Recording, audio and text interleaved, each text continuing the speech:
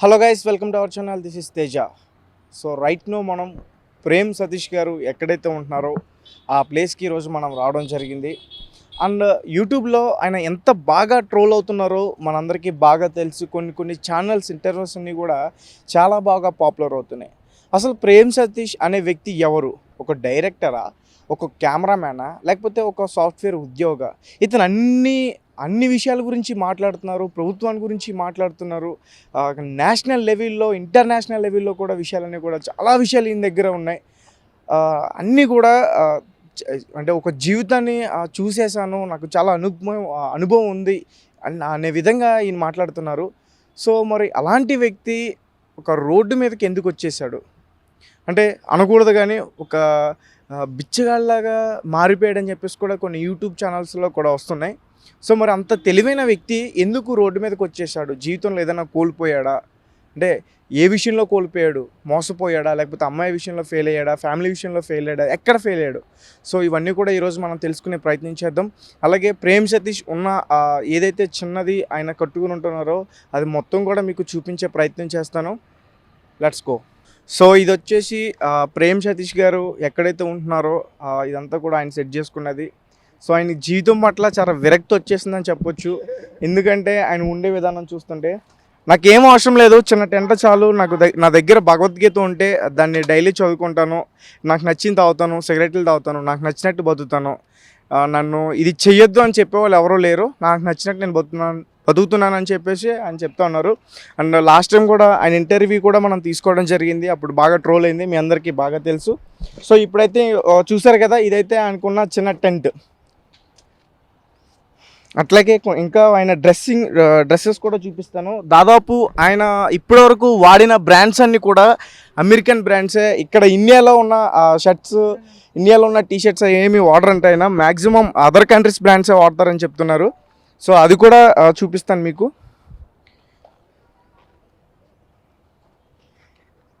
ఇంకొక విషయం ఏంటంటే ఈయన ఒక్కసారి వేసుకున్న షర్టు మళ్ళీ వేసుకోరంట. ఈ విషయం కూడా ఆయనే చెప్పారు. సో ఇప్పటి వరకు ఆయన వాడిన బ్రాండ్స్ అండి ఇవన్నీ కూడా. సో వీటి మీద బ్రాండ్ నేమ్స్ అయితే లేవు, బట్ వీటిని చూస్తుంటేనే మీకు అర్థమవుతుంది. సో ఆయనే స్వయంగా చెప్తున్నాడు, నేను మంచోడిని, అట్లా నేను ఏం చేయను, అట్లా కాకుండా నేను తాగుతాను, తిరుగుతాను. సో ఇక్కడ కొన్ని బియర్ బాటిల్స్ కూడా ఉన్నాయి. సో ఇది ఆయన ఉండే ప్లేస్. ఒకసారి టెంట్ లోపల కూడా చూపిస్తాను మీకు. సో ఇది ప్రేమ్ సతీష్ గారు. తను ఇంటర్వ్యూస్ అన్ని కంప్లీట్ చేసుకున్న తర్వాత ఇక్కడే పడుకుంటారు. సో ఆయనకు సంబంధించిన వస్తువులన్నీ కూడా ఉన్నాయి, కొన్ని బుక్స్ కూడా ఉన్నాయి. సో ఇప్పుడు ఆ బుక్స్ని మనం ముట్టుకోవడానికి పర్మిషన్ అయితే లేదు, ఆయన దగ్గర పర్మిషన్ తీసుకోవాలి అవన్నీ చూడాలంటే. అండ్ లాస్ట్ చూపి. సో నేను చెప్పాను కదా, భగవద్గీత ఆయన ఎక్కడైతే పడుకుంటారో ఆయన తలంపటే ఆయన భగవద్గీత కూడా అక్కడ పెట్టుకోవడం జరిగింది. ఆయనకి సంబంధించి ఇక్కడ కొన్ని బాటిల్స్ కూడా ఉన్నాయి. ఆ బాటిల్స్ అన్నీ కూడా దేనికి యూజ్ చేస్తారన్నది అయితే మనకు తెలీదు. సో మిగతా విషయాలన్నీ కూడా మనం ప్రేమ్ సతీష్ గారిని అడిగే ప్రయత్నం చేద్దాం. అసలు ఆయన లైఫ్ ఎక్కడ స్టార్ట్ అయింది, ఆయన కెరీర్ ఎక్కడ స్టార్ట్ అయింది, సార్ మధ్యలో ఎందుకు మీరు ఇలా అయిపోవడానికి జరిగింది, అంటే ఎవరైనా మోసం చేశారా, లేదంటే మీరే లైఫ్ కావాలంటే అన్ చేసుకున్నారా, ఒక మనిషిలాగా నిజమైన మనిషిలాగా బ్రతకాలని మీరు అనుకున్నారా? సో ఇవన్నీ కూడా ఆయన అడిగే ప్రయత్నం చేద్దాం. Hello guys, welcome to our channel. This is Teja. So ప్రస్తుతం అయితే మనం ప్రేమ్ సతీష్ గారి దగ్గర ఉన్నాం. నమస్తే. ద్విజ. సో లాస్ట్ టైం మీతో మాట్లాడినప్పుడు ద్విజ సౌండ్ సరిపోద్ది, ప్రేమ్ పి సతీష్ వద్దు, ద్విజ. ద్విజ అంటే ఏంటి, కొత్త నేమ్ అన్నది? అదే నేను ఫాలో అవుతలేవు తమ్ముడు. అంటే దానికి ఏదైనా అర్థం ఉందా? నాకు సంబంధం లేని మా తల్లిదండ్రులు పుట్టుకతో నేను పుట్టిన తర్వాత పెట్టిన పేరు కాకుండా కొత్త ప్రిఫిక్స్లు, సఫిక్స్లు చాలా వచ్చేసినాయి. ఎందుకు ఎన్ని చిరాకు అని చెప్పి నేను ఫైనల్గా ఫిక్స్ అయ్యి ప్రేమ్ పి సతీష్. స్పెల్లింగ్ ఏంటి? ద్విజ. నా పేరు ద్విజ. ద్విజ అంటే డ్యూయల్, డ్యూయాలిటీ, టూ. జా లైఫ్, ఒక లైఫ్లో రెండు విభిన్నమైన కాంట్రాస్టింగ్ లైఫ్ స్టైల్స్ కాదు, లైఫ్స్ బతికే వాళ్ళని ద్విజ అంటారు. నేను ఫస్ట్ టైం కాదు, లాస్ట్ టైం కాదు, చాలామంది ఉన్నారు. మీకు రెఫరెన్స్కి ఎగ్జాంపుల్ చెప్పాలంటే ఒక Valmiki. Okay, is not born as Valmiki, totally in contrast వేరే లైఫ్ బతికేసి అక్కడి నుంచి మళ్ళీ ట్రాన్స్ఫార్మ్ అయ్యి ఎవాల్వ్ అయ్యి ఇంకో లైఫ్కి వెళ్ళే వాళ్ళని ద్విజ అంటారు. నా మీరు ఇప్పటివరకు నాకు తెలిసి ఒక 100 ఛానల్స్కి పైగా ఇంటర్వ్యూస్ ఇవ్వడం జరిగింది. సో ప్రతి ఛానల్ కూడా మీ గురించి బిచ్చగాడని చెప్పేసి రాస్తుంది. సో కానీ మీరు మాట్లాడే వే చూస్తుంటే అట్లా లేదు. సో దానిపైన మీ స్పందన ఏంటి? మీరు విన్నారా ఆ వీడియోస్? ఆ వీడియోస్ గురించి ఎవరన్నా మీకు చెప్పారా? అదే అక్కడక్కడ వాళ్ళు వీళ్ళు చూసో లేదంటే ఎవరన్నా కన్సర్న్ వాళ్ళు చెప్పో నేను కొన్ని చూడటం వాళ్ళ ఫోన్లో వీళ్ళ ఫోన్లో నుంచి మొత్తానికి బెగ్గర్, హైటెక్ బెగ్గర్, ఇంకా రకరకాల తమ్నైల్స్ చూసా. వాటన్నిటికీ evidence, any valid data which is approved or authenticated by whatever you know designated chairs ఏమీ లేకుండా, అసలు డేటా లేకుండా గాలిలోని ఎలిగేషన్స్ చేస్తే దానికి నేను ఎట్లా, how will I be accountable? I'm responsible for my words, my acts, my deeds. I'm not accountable or responsible to answer some allegations ఎవడు పడితే వాడు ఏదైనా చేసేయచ్చు. Why will I be accountable or liable to answer? Okay. అలాగే మీ దగ్గర మీరు వాడే డ్రెస్సెస్ అన్నీ కూడా చాలా బ్రాండెడ్ ఉంటాయంట. అయితే ఏంటి అంటే దాదాపు ఒక షర్టే నియర్లీ 8,000 10,000 కాస్ట్ ఉంటుంది. అయితే ఏంటి ఎవరి డబ్బులతో కొన్నాను? ఎవరైనా అసలు ఏంటి బ్రో నాకు అర్థం కాదు. ప్రపంచంలో ఇంకెవరు అంతకంటే కాస్ట్లీ బట్టలు వేసుకోదా? కాస్ట్లీ ఏంటి? కాస్ట్లీ నా కంఫర్టు, నా రిక్వైర్మెంటు, నా కంఫర్టు, నా ప్రయారిటీ, నా ఈక్వేషన్స్ నాకేదో వర్కౌట్ అవుతుంది కదా. నేను ఎట్లా చేసుకుంటే జనాలకి ఏంటి ఇబ్బంది నాకు అర్థం కాదు. ఎందుకంటే ఇంకెవరు బట్టలు వేసుకుంటారు కాస్ట్లీగా? కాస్ట్లీ నాకు అర్థం కాదు. అంటే ఒక రోడ్డు మీదకి వచ్చేసిన తర్వాత కూడా అలాంటి బ్రాండ్స్ వాడుతున్నారంటే మీ గురించి రకరకాల కథనాలు అయితే చెప్తున్నారు బయట. సో అందుకోసం ఈ ప్రశ్న అడగడం జరిగింది. నేను ఇక్కడికి వచ్చిన తర్వాత పెద్ద షాపింగ్ చేసింది ఏం లేదు. హైదరాబాద్ వచ్చిన తర్వాత 1-2 సార్లు చేసి ఉంటాను షాపింగ్ అంతే. మేబీ నా థాట్ ప్రాసెస్ కొంచెం కాస్ట్లీ ఏమో నాకు తెలియదు, కానీ కాస్ట్లీ థింగ్స్ కొనాలి, కాస్ట్లీ బ్రాండ్స్. నాకు బేసికలీ బ్రాండింగ్ చేయడం ఇష్టం ఉండదు. నా బట్టల పైన ఎక్కడ బ్రాండ్ కనిపించినా నాకు నచ్చదు. I pay for that quality, I pay for that comfort, not for the brand. నేను చూడండి ఏ బ్రాండ్, ఏ షర్ట్, నేను ఏ బ్రాండ్ చేస్తున్నాను, ఏ కాస్ట్లీ షర్ట్ వేసుకుంటే నాకు కంఫర్టబుల్గా ఉంది. అది కోయిన్సిడెన్స్, దాంట్లో నచ్చిందో ఆ బ్రాండ్లో ఉండిందో కోయిన్సిడెన్స్ తప్పితే ఆ బ్రాండ్ బట్టలు వేసుకోవాలి అలాంటిది నాకేం సోకలేదు. ఓకే. అంటే ప్రేమ్ సతీష్ అనే వ్యక్తి మాకు ముందు గత 3-4 సంవత్సరాల ముందు మీరు ఒక ఇంటర్వ్యూ ఇవ్వడం జరిగింది. అంటే ఒక కెమెరామ్యాన్ రోడ్డు మీదకి వచ్చేసాడు, ఒకప్పుడు ఒక పెద్ద కెమెరామ్యాన్ అన్నప్పుడు మీరు మాకు తెలుసు బాగా. అండ్ రీసెంట్ టైమ్స్లో కుమారి ఆంటీ గురించి ఫుడ్ గురించి మాట్లాడుతున్నప్పుడు దాన్ని మీరు ఖండించారు. ఇక్కడ చాలా సమస్యలు ఉన్నాయి, వాటన్నిటి మీద మీరు ఫోకస్ పెట్టకుండా ఆమెను హైలైట్ చేస్తున్నారని చెప్పేసి. సో అన్ని రకాలుగా చూసుకున్నా మీరు బాగా హైలైట్గా కనిపిస్తున్నారు, కానీ మీ గురించి మాత్రం బయట బ్యాడ్గా రాస్తున్నారు. సో మీ గురించి ప్రత్యేకంగా తెలుసుకోవాలనుకుంటున్నాం, ఎందుకంటే మీరు కొన్ని సాఫ్ట్వేర్కి సంబంధించిన వాటి గురించి మాట్లాడుతున్నారు, లేకపోతే గవర్నమెంట్కి సంబంధించిన వాటి గురించి మాట్లాడుతున్నారు, ఇండస్ట్రీ గురించి మాట్లాడుతున్నారు, అండ్ అలాగే కొన్ని కెమెరాకి సంబంధించిన టెక్నికల్ పాయింట్స్ కూడా మాట్లాడుతున్నారు.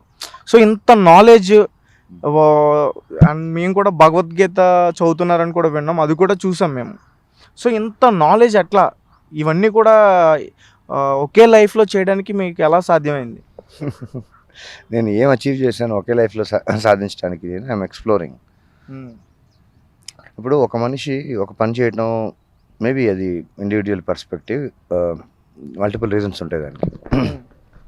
మల్టీ టాస్కింగ్ అంటారు కదా.